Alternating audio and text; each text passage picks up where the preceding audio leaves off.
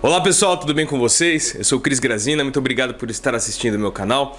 Hoje eu vou falar sobre algo que aconteceu nos últimos dias, algo muito relevante que não teve a devida atenção da imprensa e mesmo das discussões aí aqui no YouTube, entre as pessoas e tal. Um fato muito grave, extremamente importante, relevante, que passou meio que desapercebido, muito por conta do escândalo Morogate, com a divulgação daquelas conversas estranhas entre o Moro, o Dallagnol e também entre procuradores da Lava Jato.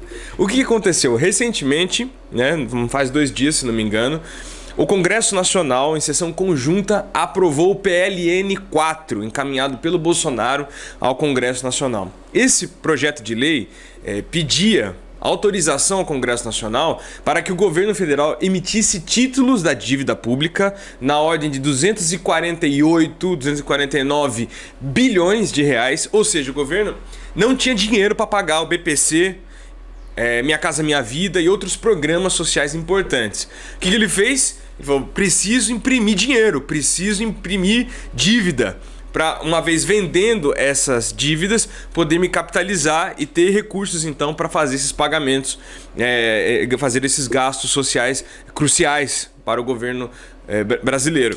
E aí, para tanto, ele pediu autorização do Congresso. E esse projeto de lei foi aprovado por unanimidade. É uma coisa extraordinária. Nem na Coreia comunista um negócio desse acontece. Unanimidade. Entendeu? Não teve. Até o Novo votou a favor do governo imprimir dinheiro. Porque quando o governo emite dívida, emite títulos, ele tá, dando uma maracutaia ali para se financiar. E a custo do que? Imprimir 249 bilhões de reais em dívida. Mas enfim, a medida passou, né? Passou porque caso o Congresso inviabilizasse o projeto de lei encaminhado pelo Bolsonaro, ele teria que descumprir a regra de ouro, né? Ele teria que descumprir a LDO, poderia incorrer em crime fiscal, além da crise, né, que isso geraria a partir do não pagamento do BPC, por exemplo, da aposentadoria de milhões de brasileiros. Aí, o que eu quero chamar a atenção de vocês aqui nesse momento é que olha como o jogo político funciona. No momento em que até a oposição vota a favor do projeto de lei encaminhado pelo Bolsonaro, o relator da comissão da reforma da Previdência aceita uma série de mudanças e sugestões propostas pelos governadores e também por deputados. Retirada do BPC, da reforma da Previdência, tirar a capitalização do texto da reforma da Previdência, tirar os estados e municípios da reforma da Previdência. É claro que isso ia acontecer, porque o Rodrigo Maia ensinou pro Bolsonaro e pro Paulo Guedes como é que se faz. Entendeu? Além de ficar brigando, falando de 1 trilhão no Congresso Nacional, xingando a Venezuela, causando com os petistas, xingando todo mundo de socialista, comunista, causando um enorme caos institucional no país, os caras, ligeiro, aproveitando-se talvez do escândalo do Moro, aprovaram quando você emite título, quem compra o título é quem? O banco. Os bancos compram esse título porque sabem que vão receber em condições pra lá de interessantes do governo, que é um pagador confiável, né? E em condições, imagina o que esses caras vão fazer, né? Em condições também que com certeza fazem valer a operação para os bancos. E numa tacada só, em 15 minutos, por unanimidade, os caras tiraram 249 bilhões de reais dos cofres públicos. Lógico que toda essa medida tem seu fundo, justificativas que podem, enfim, fazer com que a gente analise os aspectos positivos delas, né? A oposição, para aprovar esse projeto de lei, exigiu 1 bi para educação, 1 bi para Minha Casa Minha Vida, 1 bi para tal, se não me engano até para o pagamento do BPC, fez uma série de exigências para que essa operação valesse a pena também do ponto de vista político para a oposição. Mas no plano macro, quem ganhou foram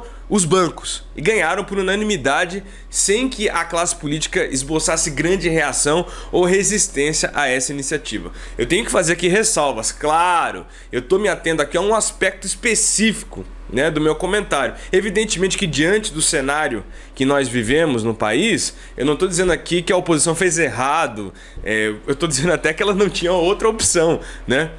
Enfim, os caras aprovaram porque, pelo menos, foram apresentadas algumas garantias, né, de investimento desse dinheiro que seria, então, creditado de maneira extra ao orçamento do governo federal. Então, diante das possibilidades, eu acho que a oposição fez bem mesmo.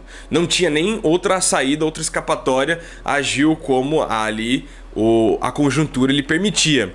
Agora, o que eu estou propondo aqui é uma reflexão mais macro, né, de uma operação financeira dessa monta ter sido aprovada por unanimidade no Congresso Nacional, seja na Câmara dos Deputados, seja no Senado Federal, e isso pode ter servido como barganha, né, para que o governo então cedesse alguns pontos da reforma da Previdência. Porque o Paulo Guedes queria economizar um tri em 10 anos. Aí o Rodrigo Maia mostrou que em 15 minutos os caras tiram 300 bi dos cofres públicos, né, sem alarde, sem briga, sem tensão, sem caos e com todo mundo feliz.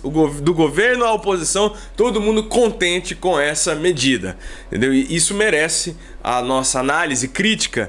Essa medida tem um impacto para lá de significativo na nossa economia. Quando o governo emite dívida para contrair capital, para poder se capitalizar, isso resolve as coisas no curto prazo. Mas isso a longo prazo tem um preço, tem uma consequência, né? Porque daí o governo vai ter que pagar essa dívida, ou no caso, os juros dessa dívida. E o orçamento público hoje do governo federal já é mais de 50% destinado a pagamento de juros da dívida pública. E quando ele se endivida ainda mais, no momento de crise internacional que nós estamos vivendo, isso com certeza trará consequências, trará o seu preço no médio e longo prazo. Tá certo? Um grande abraço e até a próxima.